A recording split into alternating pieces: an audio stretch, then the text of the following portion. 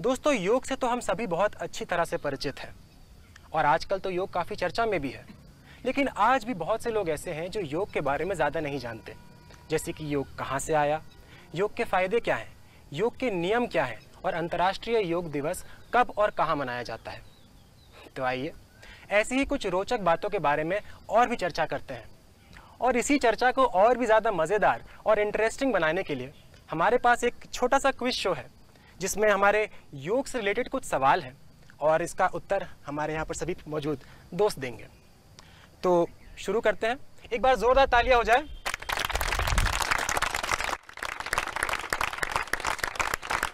Concept काफ़ी simple है। मैं एक एक करके सवाल पूछूंगा और जिसको भी आंसर आता होगा प्लीज़ अपना हाथ रेज कर लेना, मैं उनसे पूछूंगा, ठीक है। हमारा पहला सवाल, योग की शुरुआत कहाँ से हुई? Where did yoga originate from? हाँ, इंडिया। जी हाँ, बिल्कुल ठीक। हमारा अगला क्वेश्चन है, फादर ऑफ योगा किसे कहा जाता है? Who is regarded as the father of yoga? अब इसका जवाब कौन देना चाहेगा? हाँ, आप। महर्षि पतंजलि। जी हाँ, बिल्कुल सही, जोरदार तालियां। अब महर्षि पतंजलि के बारे में हमें बताएंगे हमारे योग एक्सपर्ट आशुतोष श्रीवास्तव जी। सर। हाँ, नमस्कार। ऋषि पतंजलि हमारे योग के फादर माने जाते हैं। उन्होंने योग सूत्र की रचना की, जिस पे आधारित अष्टांग योग, जो इस देश में और सारे विश्व में प्रचलित है, उस पे आधारित योगा, अष्टांग बेस पे आधारित योगा को हम फॉलो करते हैं। तो इसी से रिलेटेड अपने अगले क्वेश्चन की ओर बढ़ते हैं कि अष्टांग योग के कितने चरण होते हैं?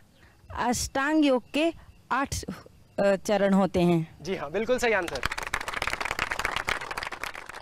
अब अष्टांग योग के चरण कितने होते हैं तो पता चल गया हम लोग को। ये कौन कौन चरण होते हैं ये किसको पता है? हाँ सर, प्लीज आइए। अष्टांग योग के 8 चरण होते हैं। पहला यम, दूसरा नियम, तीसरा आसन, चौथा प्राणायाम, प्रत्याहार, धारणा, ध्यान और अंतिम समाधि। बहुत बेहतरीन, बिल्कुल सही जवाब। तो बढ़ते हैं हमारे अगले सवाल की ओर। अंतर्राष्ट्रीय योग दिवस साल के किस दिन मनाया जाता है? On which day of the year is international yoga day celebrated? कौन बताना चाहेगा? हाँ, आप प्लीज, आप बताइए। हाँ, माइक। 21 जून। 21 जून, सही बताया इन्होंने? हाँ, बिल्कुल सही बताया है, गुड, बिल्कुल सही आंसर दिया इन्होंने। कोई ये बता सकता है कि 21 जून को ही क्यों मनाया जाता है? ये 21 जून को ही हम इसे इसलिए मनाते हैं क्योंकि ये साल का सबसे बड़ा दिन है। जी हाँ, बिल्कुल सही आंसर है। अगला सवाल, पहला अंतर्राष्ट्रीय योग दिवस कब मनाया गया था? When was the first international yoga day celebrated? कौन बताना चाहेगा? हाँ सर, प्लीज आप बताइए। Mic please. पहला अंतर्राष्ट्रीय योग दिवस कब मनाया गया था? 21 जून 2015 को। अगला सवाल, अंतर्राष्ट्रीय योग दिवस का प्रस्ताव यूनाइटेड नेशंस में कब पास हुआ? When was the motion for International Yoga Day passed in the United Nations? इसका आंसर कौन देना चाहेगा? मेरा नाम गुंजन है। 11 दिसंबर 2014 को पास हुआ था। बिल्कुल सही आंसर, बिल्कुल सही आंसर, बहुत सही। इसके बारे में कोई और भी इलैबोरेट करना चाहेगा कि? हाँ प्लीज, हाँ बताइए बताइए, आगे आइए प्लीज। अंतर्राष्ट्रीय योग दिवस यूनाइटेड नेशंस में हमारे प्रधानमंत्री श्री नरेंद्र मोदी जी ने प्रपोज किया था और यूनाइटेड नेशंस के इतिहास में ये इस प्रपोजल को सबसे ज़्यादा देशों ने इसके को स्पॉन्सर हुए थे। 193 कंट्रीज़ में से 175 कंट्रीज़ ने इसको को स्पॉन्सर किया था। तो काफ़ी विशेष और गौरव की बात हमारे देश के लिए है कि इतनी बड़ी संख्या में लोगों ने इसको सपोर्ट किया था। Thank you. सही आंसर, प्लीज तालियां जरूर होनी चाहिए इसके लिए, बहुत अच्छा, बिल्कुल सही। What is the theme for International Yoga Day 2019? इसका आंसर किसके पास है?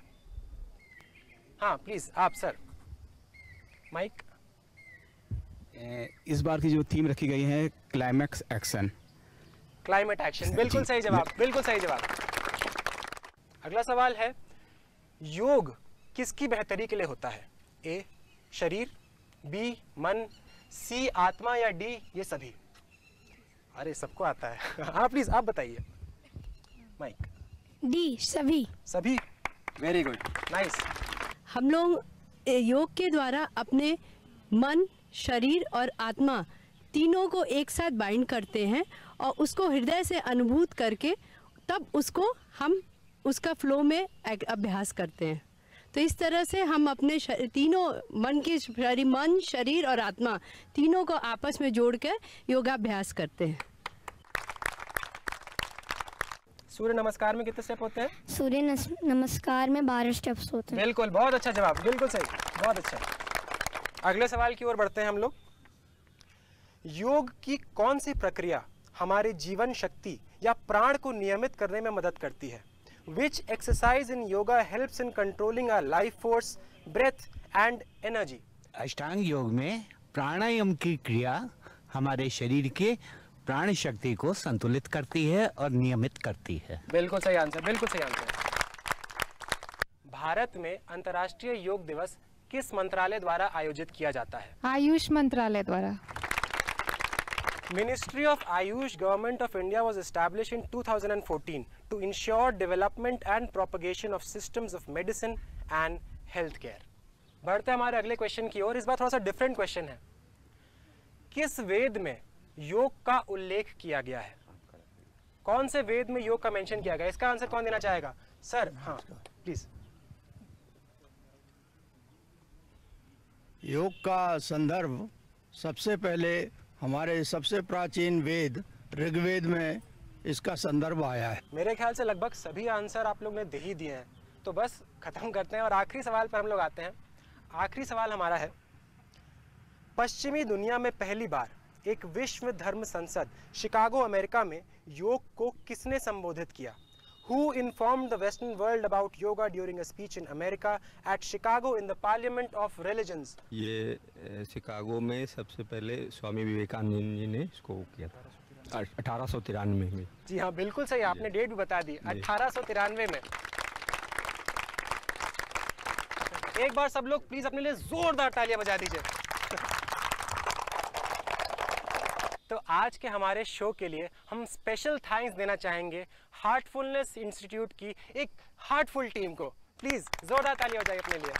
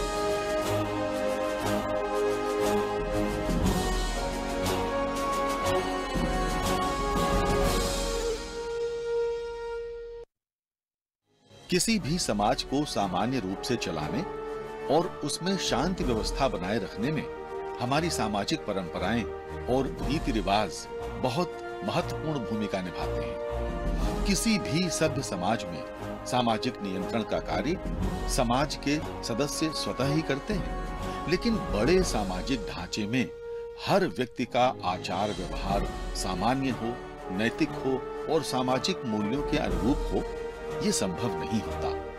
अतः ऐसी परिस्थिति में राज्य या कहें कि सरकार असामाजिक कृत्यों को रोकने के लिए और शांति व्यवस्था को बनाए रखने के लिए संविधान की परिधि में कानून बनाता है। अपने देश भारत की बात करें तो यहाँ मुख्यतः भारत अपराध संहिता यानी आईपीसी और भारत आपराधिक प्रक्रिया संहिता यानी सीआरपीसी मुख्य रूप से इन दो में कानून विभक्त हैं। इसकी अनगिनत धाराएं हैं। जब भी कोई व्यक्ति अपराध करता है या यूं कहें कि राज्य के कानून की परिभाषा से पृथक कार्य करता है तो संबंधित धाराओं में दंड का भागी होता है। इस कार्यक्रम का उद्देश्य जनमानस को भारतीय दंड विधान और जनोपयोगी कानूनों के विषय में जानकारी देना है ताकि आप स्वयं को अपडेट रख सकें।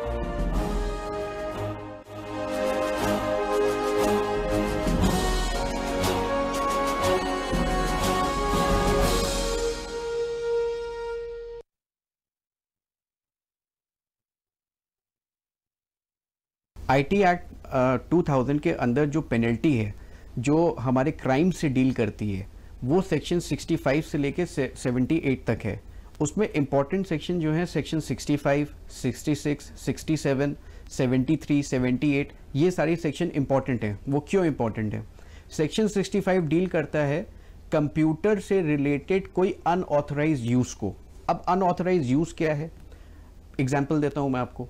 वो आदमी जो बैंक में काम करता है वो किसी के अकाउंट से अगर 2-2, 3-3 रुपए निकालेगा तो हो सकता है जो अकाउंट होल्डर हो उसको पता भी ना चले कि मेरे अकाउंट में से 2-2, 3-3 रुपए डिडक्ट हो गए। और वो एक अकाउंट में से नहीं कर रहा है, वो 100 अकाउंट में से कर रहा है या 1000 अकाउंट में से कर रहा है। तो जिसको वो बेनिफिट पास कर रहा है उसके पास एक मोटा लमसम अमाउंट हर महीने क्रेडिट हो रहा है। तो ये जो अनऑथराइज यूज है इसको भी आईटी एक्ट के अंडर सेक्शन 65 में डील किया गया है। इसी तरीके से सेक्शन 66 है जिसमें हाईजैकिंग से रिलेटेड है, हाईजैकिंग ऑफ इंफॉर्मेशन। अब हाईजैकिंग ऑफ इंफॉर्मेशन कैसे होती है? मान लीजिए मेरा अकाउंट है फेसबुक पे, मैं उसका ऑथराइज्ड यूज़र हूँ, फेसबुक पे मेरी सारी डिटेल है, लेकिन कोई हाईजैकर मेरे अकाउंट को हाईजैक करके मेरी इंफॉर्मेशन गलत तरीके से वो पब्लिश करता है या मेरे ही वेब पेज पे दूसरी की इंफॉर्मेशन पब्लिश करता है तो दिस इज कॉल्ड हाईजैकिंग।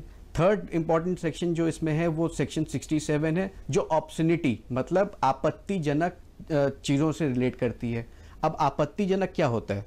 आपत्तिजनक होता है कि मान लीजिए किसी अब जैसे कोई सेक्सुअल अब्यूज़ है, ठीक है, तो वो आप अगर उसको पब्लिश करें या किसी बच्चों से रिलेटेड कोई ऑफेंस है आप उसको अपने वेबसाइट पे पब्लिश करें। अभी रिसेंटली व्हाट्सएप ने कर्व किया अपने सिस्टम में, वो ये किया कि कोई भी अब 5 से ज़्यादा वो ट्रांसफ़र नहीं कर सकता किसी को। आईटी एक्ट के तहत व्हाट्सएप ने अपने सिस्टम में ये सुधार लाया।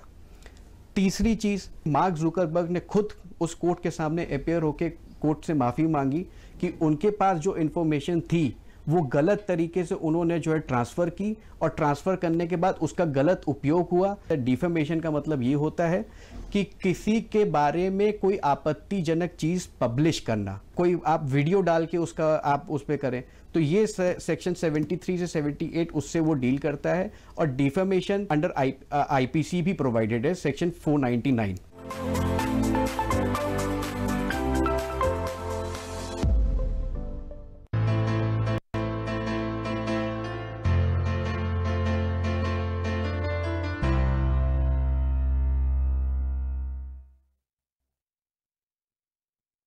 आज हमारे देश में एक बहुत बड़ा वर्ग जो है वो युवा वर्ग है। ऐसे में युवाओं के लिए योग कितना महत्वपूर्ण है, आप ये बताएं। देखिए, बहुत ज़्यादा महत्वपूर्ण है। मैं तो कहता हूँ कि युवाओं को अपने दिन की शुरुआत ही योग से करनी चाहिए। जब थोड़ा सा समय वो निकालेंगे, मान लीजिए 30 मिनट करीब 15 मिनट से 30 मिनट निकालें, तो उसमें वो प्राणायाम करें, मेडिटेशन करें, पूरे दिन के बारे में तैयारी करें कि उनको क्या आज करना है, छोटे छोटे गोल्स बनाएं अपने। उन गोल्स को अचीव करने के लिए वो क्या उनकी प्लानिंग है, इस तरीके से अपने दिन की शुरुआत करें।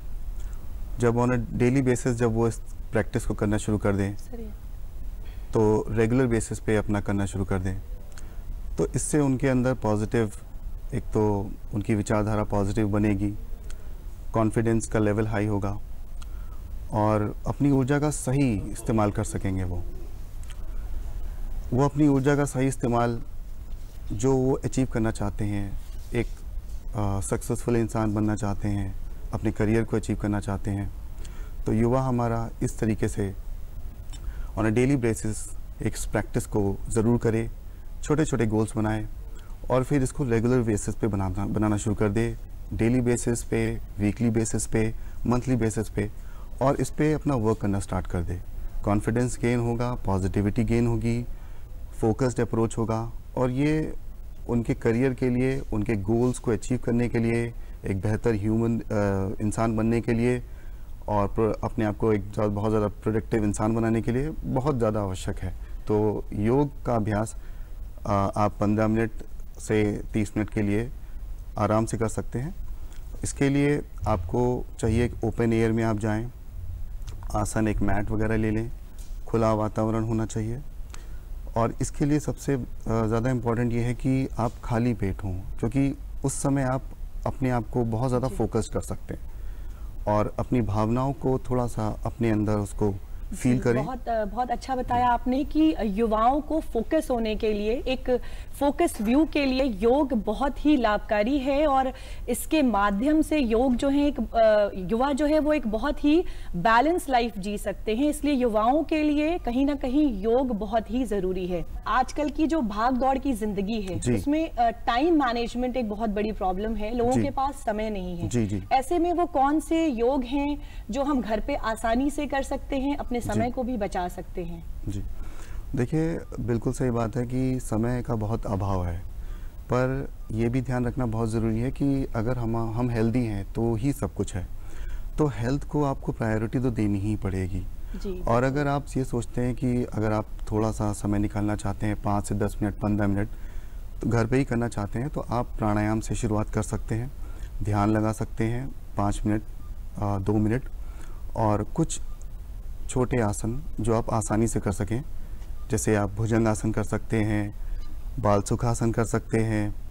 तो इस तरीके से आप 1-2 और आसन आप कर सकते हैं, ताड़ासन कर सकते हैं जी, और धनुरासन कर सकते हैं।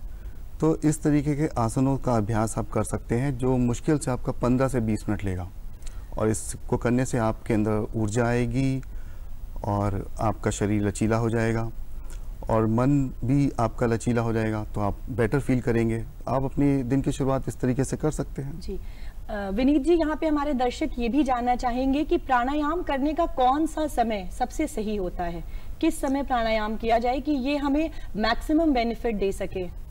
देखिए, प्राणायाम करने का उचित और सबसे बेहतर समय है ब्रह्म मुहूर्त। सूर्योदय से कुछ समय पूर्व आप प्राणायाम का अभ्यास कर सकते हैं।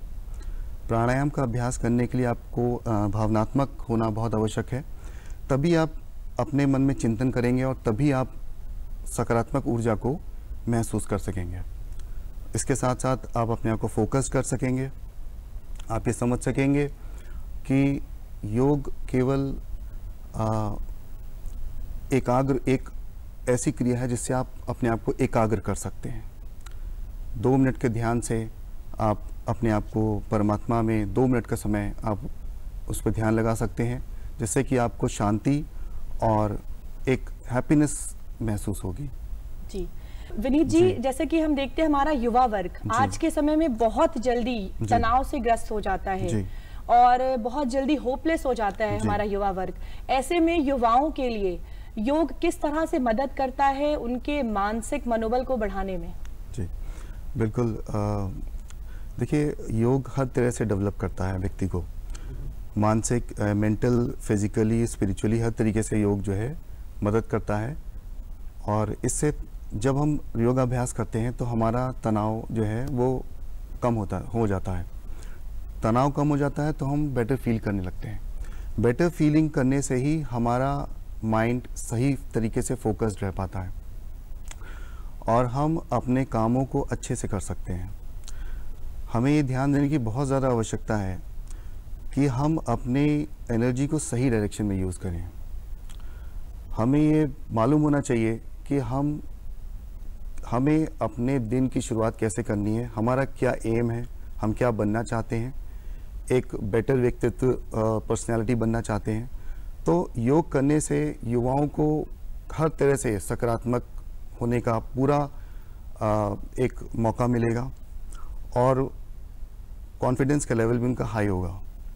तो इस तरीके से युवा अपने स्ट्रेस को भी मैनेज कर सकते हैं, स्ट्रेस लेवल को कम कर सकते हैं और एक हैप्पी लाइफ को एंजॉय कर सकते हैं।